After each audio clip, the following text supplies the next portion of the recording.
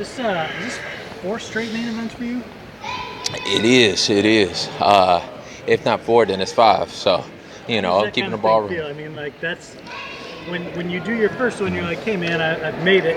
Yep. 2 in a row, it's like, all right, man, these guys dig me. And then when you're up to like 4 in a row, The thing is, I'm steady getting better and steady my momentum going. So I knew once I got that first one that I was gonna make the most of that opportunity. Once I got the next one, I'm gonna make the most of that and the most after that. And this is no different. So after this, it's only prepping me for the big fights anyway. I prefer 5 rounds. I feel like I'm better in a 5-round fight, and the more experience I get, the better. you must be used to it at this point. Yeah. I mean, this is all kind of the same thing. At the end of the day, the fighting is what matters. That's what I focus on. That's the only thing that this really kind of just give me a break. So I have fun with it. I enjoy it. It is what it is. The most thing I look forward to in doing these main events is that 5 rounds. Does the fighting on the last big Fox card before the UFC jumps to another network mean anything to you? Oh yeah, it's huge. It's huge. I said for a young kid like me coming from Detroit, I remember we only had 2, 4, 6, and 7, and now I get to headline one of the biggest promotions in the world, and it's a big honor for me. It's historic, but I'm taking it all in stride, and I'm taking it at the same, and I'm gonna show up on Saturday and put on a good show. How will the Fox deal be remembered, and what are you expecting from the ESPN deal? I think the Fox deal was huge for the sport. It really kind of got us mainstream for sure. I remember when it first was announced, I was still trying to get into the sport really, and that was the time I was like, oh, okay, this is really something big.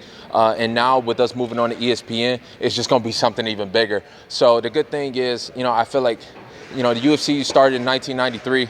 Same year I was born, so I feel like I'm growing along with the sport, and it makes me excited for it. How are you feeling just 3 days out, physically, mentally? I'm in a good place. I'm happy. I'm still smiling. I got a weight cut coming ahead of me. I'm confident going into the weight cut. I'm even more confident going into the fight. So I'm enjoying myself. I got to sweat a little bit for the people, and show them some flash here and there. And I'm gonna leave it up to them to decide who they think gonna win.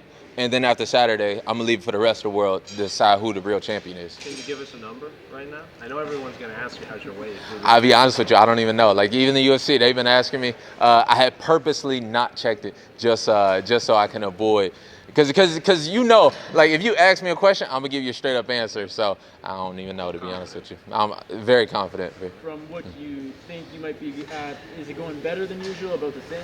Yeah, I've hired a new nutritionist for this camp that works with George Lockhart, Tyler Mitten. He's been with me for over a week now and cooking every one of my meals and really staying by my side. And he's kind of been the one scheduling it, and he's doing everything. And he's been doing this for a long time with guys like Daniel Cormier and all these great champions that he's worked with. So I'm confident. It's going to be a breeze either way, but this makes it even easier. Do you almost regret not hiring Tyler sooner? In hindsight, I guess that's maybe, but you only grow through experience. So I wouldn't have known if I didn't know. You know what I mean? Earlier this week on Monday, on the MMA Hour, you said you wanted to send Al back to the prelims. Yeah. Al kind of just shook it off, saying there's no issue between you. You're just building the fight. Is there an issue, or is that just building the fight? It's not necessarily me and him just don't mesh together. We just don't, we just two different types of people.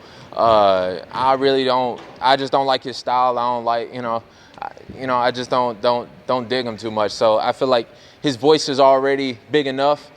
The world needs no more Al Iaquintas. So I'm doing a good job of booting his ass up out of here. It seems to be on your side with trying to make people forget about Max jumping up to lightweight and kind of skipping the line.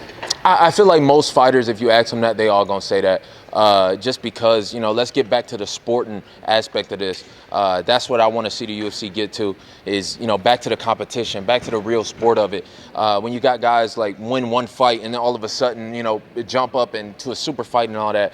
That's not how you build real champions. And it's really, to be honest, it's unfair for Max. Max is somebody I got a lot of respect for. He set the bar real high last week. And it's unfair for him to even ask him to compete with guys like me. I'm just too big, too strong, and it's just not going to go the way that people think it is. Was it too late? You talk about you don't want to see the UFC go in that direction.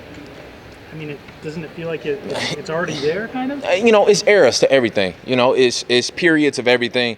You had to have that time where there was these big super fights and everybody wanted to be in a money fight and a super fight and all this. But again, it's periods. You know, you have to build up to those things. So I think I look in things in a different terms than other people. I'm looking at this for the very long term. I said it years ago I was going to be here, and I'm going to be here for a long time. So I'm looking very long term, not just, you know, how much money I can make right now. If they said GSP was coming back and he was coming back to 170 and they wanted you to fight him, I don't know. Now we talking a different game. You know what I mean? Now we talking something else. I called for that George fight a minute ago, and I feel like it could have still been done. You know, we could have headlined Madison Square Garden and made it a big deal. You know, George just don't want to take no challenges. So what can I say? I can't, you know, I've been as respectful as I can to the man while still asking for the fight. He just don't see what I'm seeing. You know, if he was a real champion, he would have took them challenges, just like Anderson Silva's doing now. Go back, fight somebody of the new generation, and really see where you stand. But we'll see. We'll see how it goes. It's going on 5 years since you fought, you know, the first time. Everything completely different now. You just throw the first one out. Yeah, I don't even really look at that fight anymore as really a building block. It's like I'm a completely different fighter. I've had 12 fights since then and taken on much bigger challenges, and I feel like I'm getting better and better each fight. And Al is just another stepping stone into that. He's a tough guy. He can keep pushing forward even when he's getting hurt, battered, bloody, bruised. He's going to put on a good show for Fox, and that's all that matters.